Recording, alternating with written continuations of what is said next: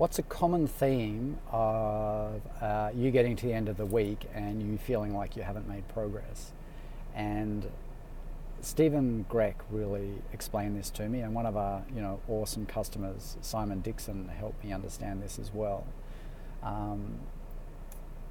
There's multitasking, and you sort of all get a feel for what that is. Like, you've got something to do and you're doing something else at the same time, or you're updating a web page, or you're updating a quote and you're talking to a customer at the same time, or you're talking to staff and invoicing, or you're ordering stock or whatever, and you're doing multiple things at once. You're trying to write a marketing message for a marketing person, you're trying to do some planning or whatever.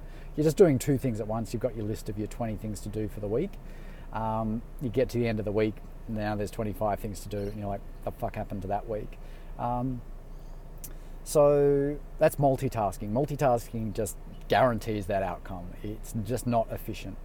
And then there's batching, and there's like, I've got to do those quotes, I've got to do that invoice, I've got to call those people, I've got to follow up on that quote, I've got to follow up on that problem, that text stuck, he needs a hand. And if you defer things, that's really batching them up. So you're sort of building up a batch of things and you'll think batching's efficient. Batching is not efficient for some work. Batching is efficient for low priority activities, but high priority activities should never be batched. Batching is not good. If you can do them sooner, that's better. And this is something I learned, which I just love, and I've said it before and I'll say it again, is this single tasking thing.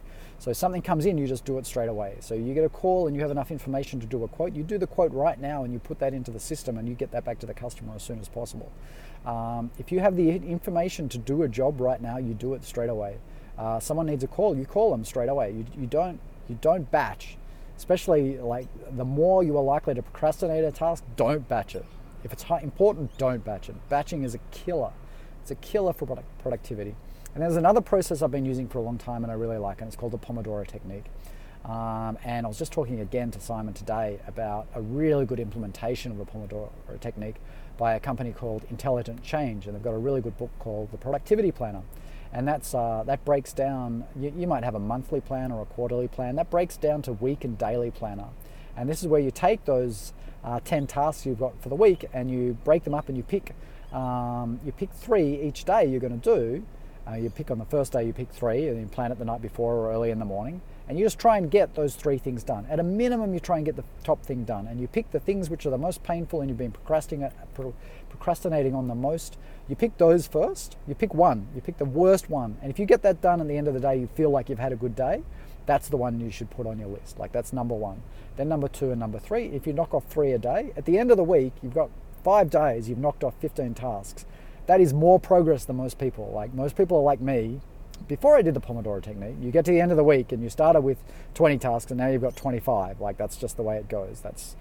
And to tie it in strategically then, if you've got your 3-year plan, your 1-year plan, and we've got some great coaches. Athol Bailey's been a brilliant coach, and so there's some really good coaches. So Dan Mattel, just some amazing coaches out there. Stefan, some good coaches. But they all talk about this 5-year, 3-year, 1-year, 90-day plan. That's all good. But if your day falls apart and your week falls apart, that plan is irrelevant. Like, if you're not getting through the things you are planning to get through, where does planning get you, right? It gets you nowhere. So being able to execute a day is everything, right? That's everything. And it transforms a business, right? It transforms you, but if you can then get your team to do the same thing, think about the power of that, right? So yeah, you've got your 15 things done all this week, but now your team are not fucking adding work for you. They're actually getting stuff done as well. They're getting 15. You've got a team of 5 people. That's 45 things done, plus your 15. That's 60 things done. 60 things getting done a week. Just imagine the productivity and the boost to your organization. And you roll that across a bigger company, 10 staff, 20 staff, 30 staff. That compounded efficiency in running your daily tasks is huge. So get your together and then get your team together, and then you're rocking. Yeah. Anyway, that's that. Thanks everyone. Talk to you later. Oops. Say hello to Basil. Basil, say hello. Hello, Basil.